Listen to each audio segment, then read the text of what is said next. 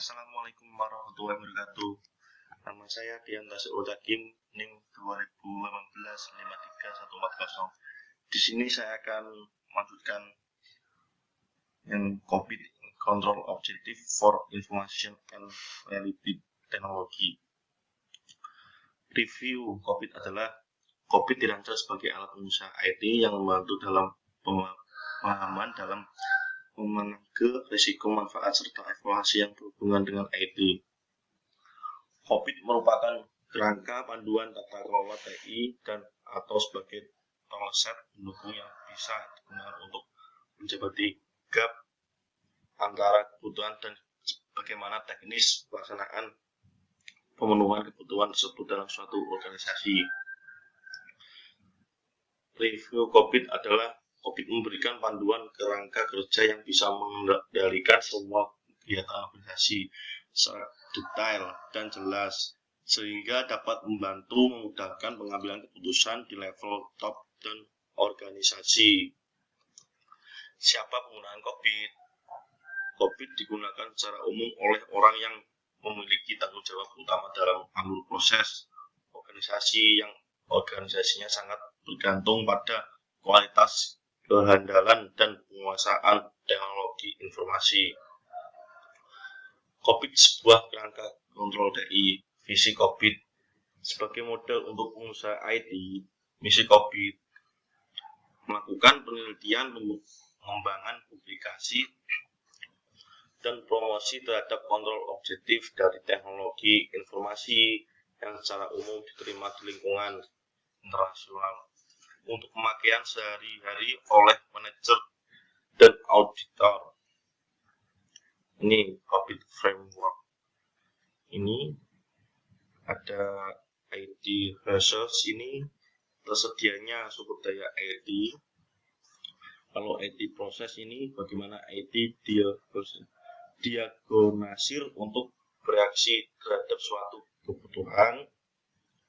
Untuk bisnis requirement ini apa yang di stakeholder harapkan dari IT. Jadi ini IT resource ini ada 5 jenis. Yang pertama data, information system, technology, facility, human resource.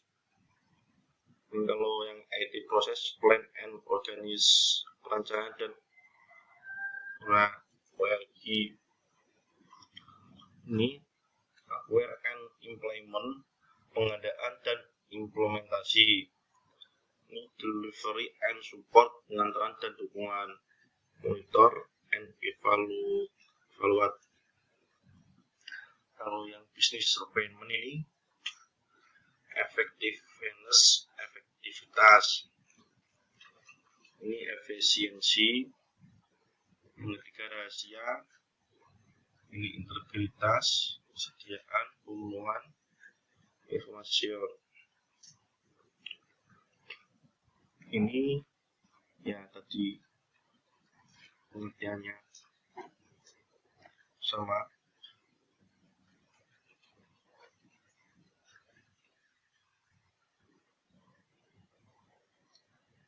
Ini COVID terdiri dari 4 domain. Ya, dari planning dan organization, ada delivery dan support. Yang ini execution dan implementation. Dan yang terakhir ini monitoring dan evaluation. Ini COVID framework IT process plan, pencernaan dan menganalisasian topik ini. Dari strategi dan taktik mencerahkan visi, menhasilkan instruktur, question, apakah IT dan strategi bisa sudah ditekan, apakah perusahaan sudah menggunakan secara maksimum sumber dayanya, apakah semua orang di dalam orang sudah memahami secara IT, memahami dan diatur apakah mutu sistem IT sesuai dengan bisnis. Ini explain and implement, pengadaan informasi topiknya IT solutions, perubahan dan question. Ini pertanyaannya, apakah proyek baru dapat memberikan solusi terhadap kebutuhan bisnis? Apakah proyek baru dapat selesai tepat waktu dan sesuai anggaran? Apakah sistem kerja yang baru bisa diterapkan dengan baik? Apakah perubahan yang baik yang dibuat tidak merepotkan kegiatan bisnis yang berjalan? Ini juga COVID Framework IT Proses 2, Delivery and Support, layanan dan dukungan. Ini topiknya, domain Delivery and Support. Ini topiknya layanan pengantaran dan dukungan proses penyusunan pengelolaan sistem aplikasi. Question, apakah layanan IT yang diberikan sesuai dengan prioritas bisnis? Apakah biaya IT dapat dioptimalkan? Apakah pekerja mampu menggunakan sistem IT lebih produktif dan aman? Apakah keamanan, integritas, dan kesediaan sudah pada tempatnya? Ini yang domainnya monitor and evaluate, kontrol dan evaluasi.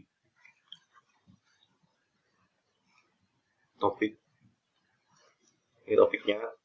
Yang pertama, penilaian overtime jaminan pengiriman. Ini sistem pengendalian manajer kesalahan, pengumpulan pekerjaan. Ini questionnya. Yang pertama, dapatkan IT mendeteksi suatu kesalahan sebelum semuanya terlambat. Yang kedua, apakah jaminan kemandirian yang diperlukan dapat memastikan bidang krisis bisa beroperasi sesuai dengan yang diharapkan. Ini tujuan kerangkaian kerja framework COVID. Yang pertama, untuk mengamankan aset sistem informasi, efektivitas sistem, efisien sistem, memberikan dan mengelola ketersediaan layanan sistem informasi, availability. Yang kelima, menjaga kerahasiaan, confidentiality. Yang keenam, meningkatkan kehandalan, reliability. Yang ketujuh, menjaga integritas data integrity. Yang kedelapan, menaati seluruh peraturan dan aturan yang ada dan berlaku saat ini, baik itu di internal dan eksternal organisasi atau entitas compliance. Standard point pertanyaan dalam framework COVID. Ini poin planning dan organization PO. Ini ada nomor kode dan pertanyaan. Yang satu ini ada PO01 yang berisi menetapkan rencana strategis teknologi informasi. Yang kedua ini PO02 menetapkan arsitektur informasi. Yang PO3 menetapkan arah teknologi. Yang PO4 menetapkan organisasi TI dan hubungan.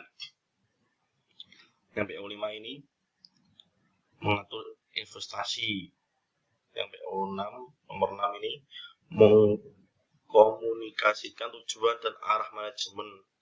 Yang ketujuh ini PO07 mengolah sumber daya manusia. Yang 8 ini PO8 memastikan kesesuaian dengan kebutuhan eksternal. Yang nomor 9 PO09 menilai resiko. Yang PO010 ini mengatur proyek. Yang PO011 ini mengatur kualitas. Jadi ini ada poin-poin juga untuk acquisition dan implementation. Ini ada juga nomor kode pertanyaan. Ini yang lanjutan tadi 12 AL1. Ini ada identifikasi solusi otomatis. Nomor 13 ini AL2 memperoleh dan memelihara perangkat pengguna aplikasi. Yang 14 ini AL3 memperoleh dan memelihara infrastruktur teknologi. Nah, ini nomor 15 AL4 ini mengembangkan dan memelihara prosedur. Nomor 16 ini AL5 instalasi dan pengakuan sistem. Yang AL16, yang AL6 ini mengatur perubahan. Ini juga ada poin delivery dan support DS-nya nih. Ya, ini ada kode penerimaan. Ini DS1 menetapkan dan mengatur lingkaran pelayanan. DS2 ini mengolah layanan pihak 20 ini DS3 mengolah kapasitas dan kinerja. DS4 menjamin layanan berkelanjutan. Ini yang dua-dua DS5 menjamin keamanan sistem. Ini yang DS6 ini mengidentifikasikan dan mengalokasikan biaya. Yang DS7 ini mendidik dan melatih user. DS8 membantu dan memberikan masukan kepada pelanggan. DS9 ini mengolah konfigurasi. DS10 ini mengolah kegiatan dan permasalahan. Yang DS11 mengolah data. Yang DS12 ini mengolah fasilitas dan DS13 ini mengolah operasi. Ini poin juga monitoring dan evaluation.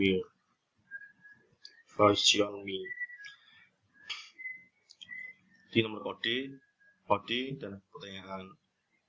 MI1 ini mengawasi proses. MI2 menilai kecukupan pengendalian internal. MI3 ini memperoleh jaminan independen. MI4 ini menyediakan audit independen. Ini contoh poin-poinnya yang standar COVID ini. Yang pertama ini terkait poin PO pertama ini yaitu menetapkan rencana strategis teknologis informasi, define a strategic IT plan. Dari poin ini jadi beberapa subpertanyaan sebagai berikut. Ini ya, contohnya ini, apakah internasi memiliki dokumen secara strategis di bidang 8AI? Yang kedua ini, apakah instansi telah membuat dokumen rencana strategis di bidang TI untuk jangka panjang? Yang ketiga ini, apakah dokumen rencana strategis di bidang TI telah disosialisasikan dengan seluruh aktivitas instansi? Ini Anda diperbolehkan menambahkan subpertanyaan dalam setiap poin mendukung Anda poin tersebut. Ini skala penilaian model kematangan, maturity model, penerapan teknologi informasi. Di model kematangan maturity model ini, di mana model kematangan maturity model digunakan sebagai alat untuk melakukan benchmarking dan self-assessment oleh manajemen teknologi informasi secara lebih efisien. Ini model kematangan untuk pengolahan dan kontrol pada proses teknologi informasi didasarkan pada metode evaluasi perusahaan atau organisasi sehingga dapat mengevaluasi sendiri. Ini menggunakan skala mulai dari 0 non-existent hingga level 5 optimization. Ini model kematangannya ini. Maturity model ini ada non-existent, ini ada initial, ini repeatable, ini ada definite, managed, ada optimized. Ini simbol. Jadi dari simbol ini merah ini posisi perusahaan saat ini. Kalau biru ini pedoman standar internasional. Kalau yang ini kuning tanda atas ini yang artinya praktek terbaik industri. Kalau yang pojok sini bintang ini strategi perusahaan. Jadi kalau ini untuk RI dari sini, kalau non existent ini proses manajemen tidak ada. Kalau yang ini initial ini proses bersifat ad hoc dan tidak terorganisir. Ini yang dependable ini proses mengikuti pola yang teratur. Untuk definite ini proses didokumentasikan dan dikomunikasikan. Ini managed ini proses dimonitor dan diukur.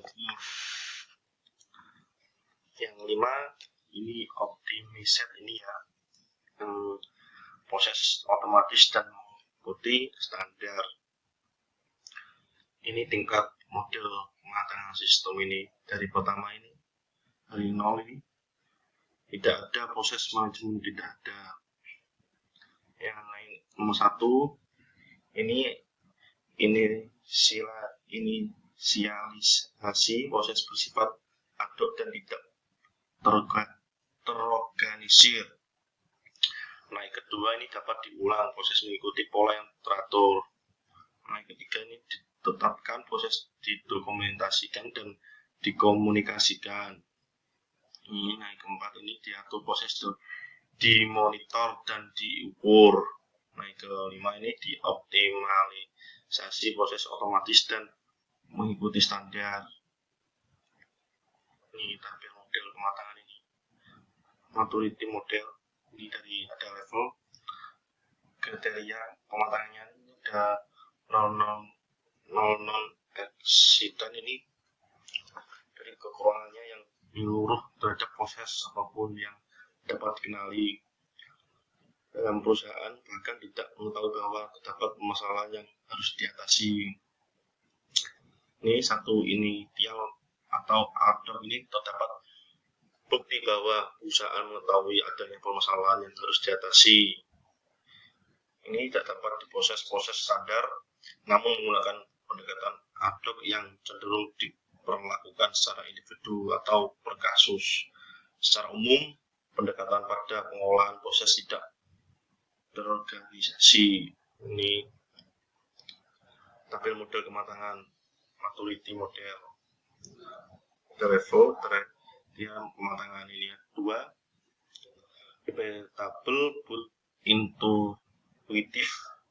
Ini proses dikembangkan di dalam tahap prosedur serupa dan diikuti oleh unit berbeda untuk pekerjaan yang sama.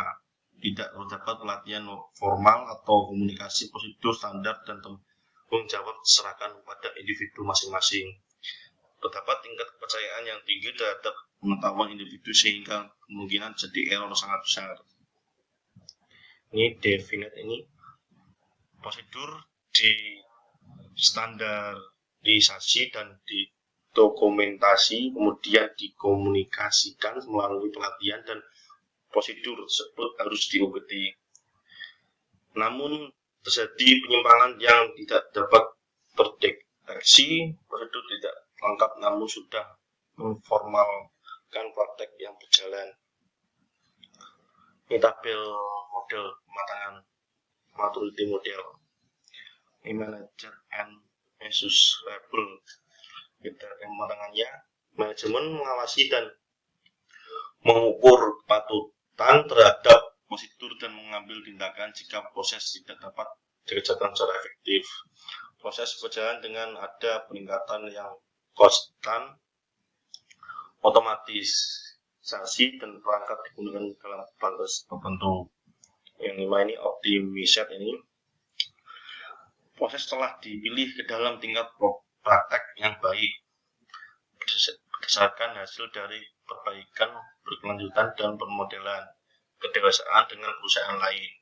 Teknologi informasi digunakan sebagai syarat delegasi untuk mengotomatisasi alur kerja, penyediaan alat untuk peningkatan kualitas dan efektivitas serta membuat perusahaan cepat beradaptasi. Ini ada juga contoh kasusnya ini. Ini contoh kasusnya ya ini. Yang pertamanya untuk dapat mengimplementasikan program IT governance tata kelola IT dengan sukses sangat penting untuk mengerti keperluan dari pihak manajemen sehingga IT governance dapat mendukung kebutuhan dari lini manajemen. Contoh auditor ini melakukan audit untuk poin DS5 yaitu manajemen keamanan sistem. Ini juga contoh kasusnya. Tujuan dari auditor adalah untuk menjawab beberapa pertanyaan sebagai berikut. Ini ada contohnya ini. Apa kebutuhan manajemen yang mempengaruhi penerapan dari DS5 jaminan keamanan sistem di UMK? Apakah pihak eksekutif dan pemimpin UMK menyetujui setiap tentang DS5 jaminan keamanan sistem? Apakah pihak fakultas dan staf UMK patuh pada prosedur DS5 jaminan keamanan sistem? Apa saja keperluan dari setiap fungsi pimpinan unit di UMK? Bagaimana keperluan mempengaruhi dalam penerapan DS5 jaminan keamanan sistem di UMK? Ini ada metodenya. Ini untuk menjawab pertanyaan-pertanyaan tersebut, Menteri menggunakan COVID untuk mengevaluasi UMK pada manajemen keamanan sistemnya. Ini ada menggunakan kayak dua indikator GKIS dan Get Performance Indikator KPIS untuk mengevaluasi resiko. Ini Kegel indikator KGLS nilai target dari pelaksanaan. Performance indikator KPLS ini nilai dari pelaksanaan realnya. Yang KGLS ini KPLS ini selisih ada risiko atau tidak tercapaian. Menggunakan COVID Maturity Model untuk mengevaluasi perkembangan dan pelaksanaan dari peraturan, prosedur, dan kontrol DS5. Ini metode selanjutnya, auditor merekam atau mencatat semua hasil wawancara. Auditor mengevaluasi rekaman hasil wawancara dan temuan pada buku kerja untuk setiap pertanyaan. Auditor melihat apakah ada perbedaan antara rencana awal DS5 jaminan keamanan sistem dibandingkan dengan penerapan final. Setelah selesai, auditor memberikan penjelasan untuk setiap item dari pertanyaan-pertanyaan tersebut. Ini summary. Auditor telah melakukan audit di UMK terkait dengan aspek manajemen dari penerapan program IT governance. Auditor mencoba melakukan audit untuk poin DS5 menjamin keamanan sistem. Ini komitmen pihak eksekutif dan pimpinan dari UMK sangat bagus dan patuh terhadap prosedur yang telah dibuat untuk mendukung poin DS5 menjamin keamanan sistem dan juga telah dicatat atau didokumentasikan dengan baik. Akhirnya DS5 menjamin keamanan sistem memiliki nilai maturity sebesar 3 yaitu ditetapkan defend needs, proses komunikasi dan dikomentasikan. Ini sekian dari presentasi kami. Jika ada kekurangan dan kesalahan, mohon minta maafnya, dan saya akhiri. Assalamualaikum warahmatullahi wabarakatuh.